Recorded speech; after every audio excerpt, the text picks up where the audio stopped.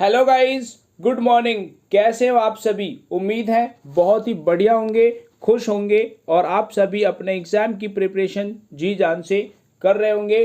Friends, आप सभी को पता है कि इवनिंग में आपके लिए जनरल स्टडीज़ में साइंस का बैच भी स्टार्ट कर दिया गया है, यानी कि साइंस के प्रैक्टिस सेट्स भी स्टार्ट कर दिए गए, जिसमें आपको 20 क्वेश्चंस मिलते हैं।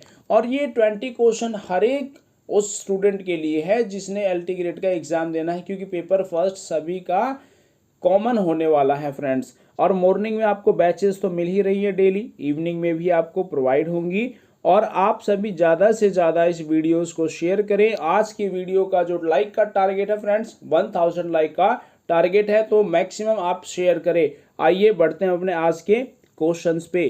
फर्स्ट क्वेश्चन है, सिंधु घाटी सभ्यता के लोगों का मुख्य व्यवसाय क्या था, यानी कि ऑक्यूपेशंस क्या था? राइट आंसर, व्यापार करना, यानी कि बिजनेस करना उनका मुख्य ऑक्यूपेशन था सिंधु घाटी सभ्यता के लोगों का। सिंधु घाटी सभ्यता को ब्रॉन्ज एज सिविलाइजेशन के नाम से भी जाना जाता है। सिंधु घाटी सभ्यता एक नगरीय सभ्यता थी, यानी कि अर्बन सिविलाइजेशन था, इसे भी आप याद रखेंगे।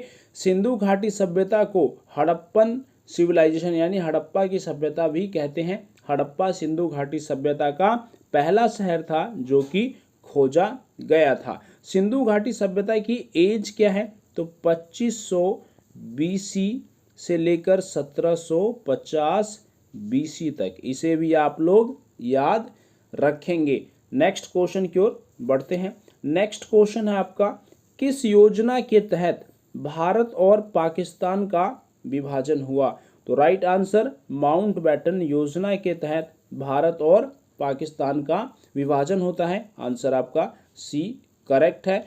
3 जून 1947 को, कितने? 3 जून 1947 को यह घोषणा हो जाती है कि भारत और पाकिस्तान का विभाजन होगा। और आपको बता दूं कि 14 अगस्त 1947 को कौन आज़ाद होता है? पाकिस्तान। और 15 अगस्त 1947 को भारत आज़ाद होता है। इसे भी आपने याद रखना है। भारत की कैपिटल दिल्ली है और पाकिस्तान की कैपिटल क्या है? इस्लामाबाद। यह भी इम्पोर्टेंट रहेगा। और एक इम्पोर्टेंट क्वेश्चन और आपके लिए बनता है कि भारत और पाकिस्तान के बीच में कौन सी लाइन है? तो वो है रेड क्लिफ लाइन। यह आपके लिए वेरी वेरी इंपॉर्टेंट है।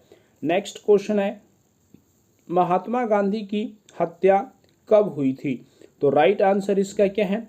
30 जनवरी 1948 को महात्मा गांधी की हत्या कर दी गई नाथूराम गोडसे के द्वारा। यह आपके लिए इम्पोर्टेंट है। और यहाँ से 30 जनवरी को प्रत्येक वर्ष कौन सा दिवस मनाया जाता है? तो शहीद दिवस के रूप में मनाया जाता है, यानी कि मार्टर डे के रूप में मनाया जाता है 30 जनवरी को।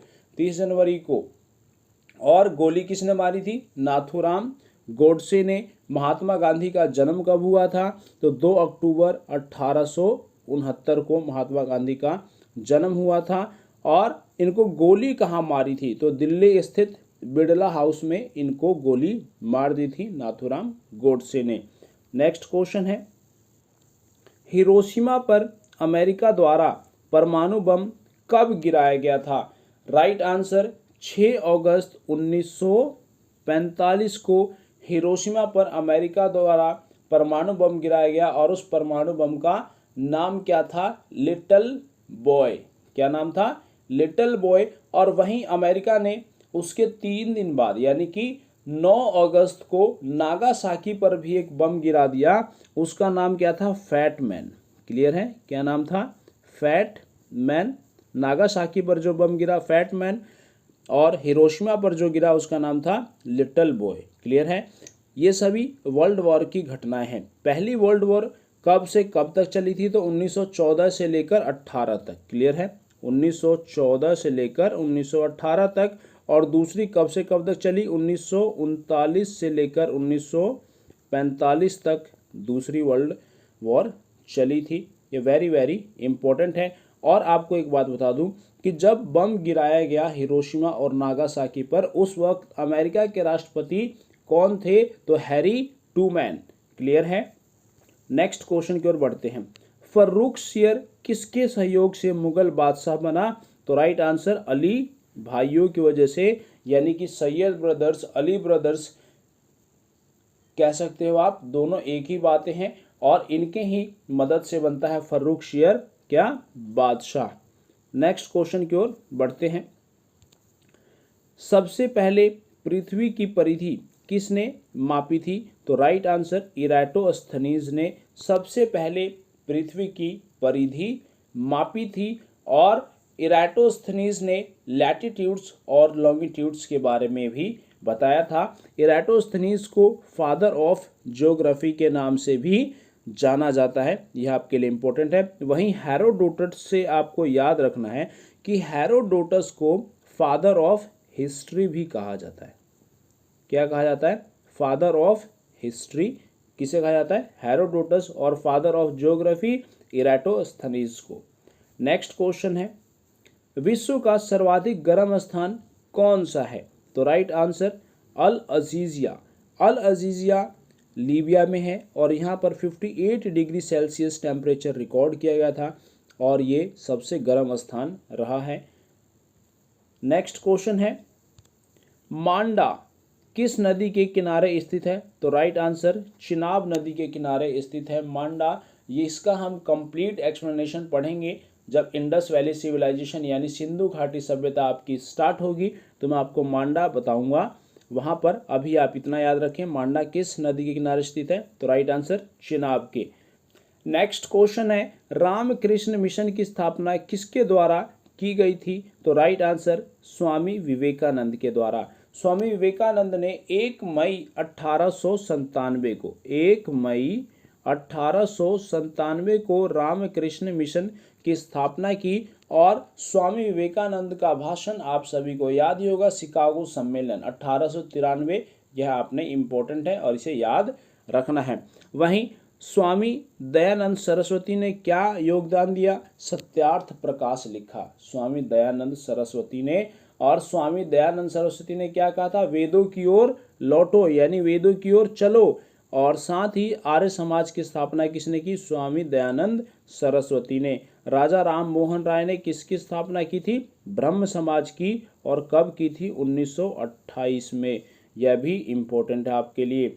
नेक्स्ट क्वेश्चन है, दिल्ली सल्तनत के दरबारी भाषा कौन सी थी? तो राइट आंसर दिल्ली सल्तनत की दरबारी भाषा क्या थी? फारसी थी। क्लियर है। नेक्स्ट क्वेश्चन, भारत में हड़प की नीति यानी डॉक्ट्राइन ऑफ लैप्स अपनाने वाला ब्रिटिश गवर्नर जनरल कौन था? तो लॉर्ड डलहौजी। अब डॉक्ट्राइन ऑफ लैप्स क्या थी? जिस भी राजा के बच्चे न हो, उस यानी उसका वारिस न हो, उस राज्य को अपने राज्य में मिला लेना ही डॉक्ट्राइन ऑफ लैप्स कहलाता था, यानी कि हड़प की नीति कहलाती थी। लॉर्ड डलहौजी ने भारत में रेलवे लाइन चलाई, डाक सेवा का भी योगदान किसने दिया? लॉर्ड डलहौजी ने, यानी डाक सेवा भी किसने चलवाई थी? लॉर्ड डलहौजी ने।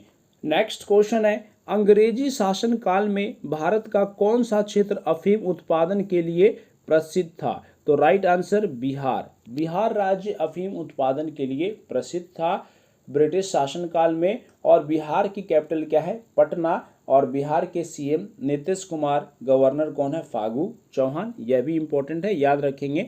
और फ्रेंड्स आपको बता दूं, एक बुक लिखी गई नील दर्पण। कौन सी? नील दर्पण। और इस बुक को किसने लिखा? दीन बंधु मित्र ने। ये डायरेक्ट क्वेश्चन एग्जाम में आता है और ये बहुत बार रिपीट हुआ क्वेश्चन है।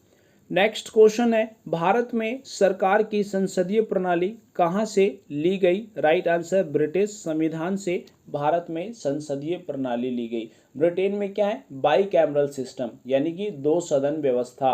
अब होता क्या है? एक होता है निचला सदन, एक होता है ऊपरी सदन। निचले सदन को क्या बोलते हैं? House of Commons. और ऊपरी सदन को क्या बोलते हैं? हाउस ऑफ लॉर्ड्स ब्रिटेन में। वहीं इंडिया में क्या बोलते हैं? निचले सदन को लोकसभा और ऊपरी सदन को क्या बोलते हैं? राज्यसभा। इसे भी आप याद रखेंगे। ऊपरी सदन इंडिया में राज्यसभा कहलाता है। और ब्रिटेन से क्या लिया गया? रिट्स लिया गया, कैग लिया गया। और सबसे इम्पोर्टेंट सिटीजनशिप कहाँ से लिया गया है, तो वो भी ब्रिटेन के संविधान से लिया गया है। यह आपके लिए इम्पोर्टेंट है गाइस। और इंडिया का संविधान दुनिया का सबसे बड़ा लिखित संविधान है। नेक्स्ट क्वेश्चन है, भारतीय संविधान में राज्य के नीति निर्देशक तत्व कहाँ से लिए गए हैं, तो राइट आंसर आयरलैंड से लिया गया राज्य के नीति निर्देशक तत्वों को।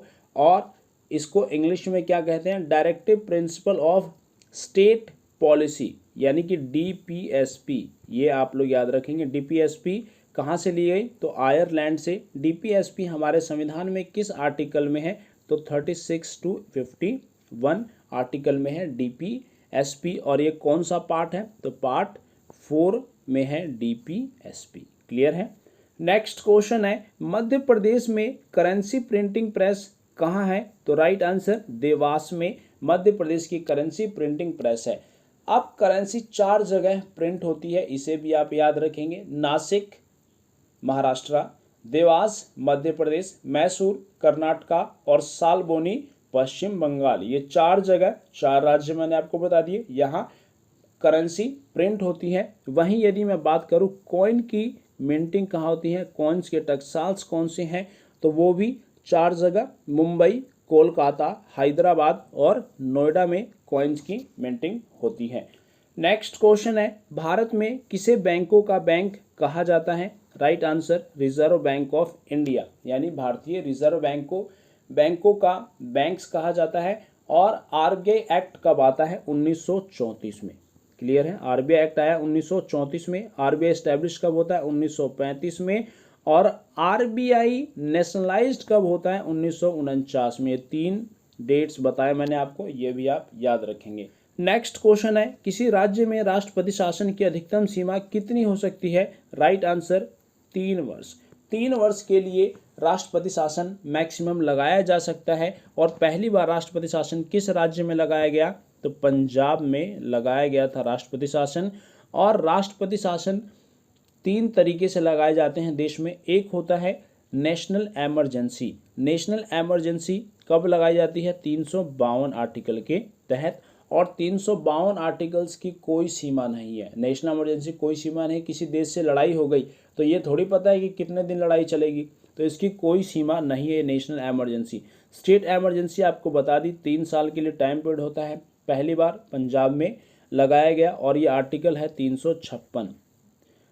क्लियर है, स्टेट इमरजेंसी। और थर्ड इमरजेंसी है आर्टिकल 360, जिसको बोलते हैं फाइनेंस इमरजेंसी। और फाइनेंस इमरजेंसी अभी तक एक बार भी नहीं लगाई गई है, इसे भी आप याद रखेंगे। नेक्स्ट क्वेश्चन आपके लिए, राष्ट्रीय आपातकाल की अधिकतम सीमा क्या हो सकती है, तो राइट आंसर इनमें से कोई भी नहीं। नेशनल इमरजेंसी की कोई भी टाइम पीरियड नहीं होता है।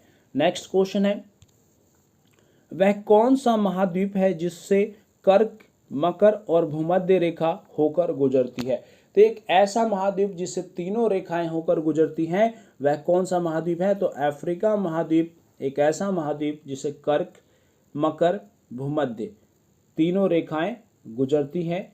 इसे आप लोग याद रखेंगे और वेरी इंपॉर्टेंट होने वाला है ये क्वेश्चन आप लोगों के लिए। कर्क रेखा आप लोग जानते हैं ट्रॉपिक ऑफ कैंसर्स, मकर रेखा ट्रॉपिक ऑफ कैप्रिकॉन्स, तो ये सब इंपॉर्टेंट है आपके लिए। नेक्स्ट होता है, इतिहास का जनक किसे माना जाता है, इसका आंसर आपने कमेंट बॉक्स में कमेंट करना है कि इतिहास का जनक किसे कहते हैं, who is the father of history.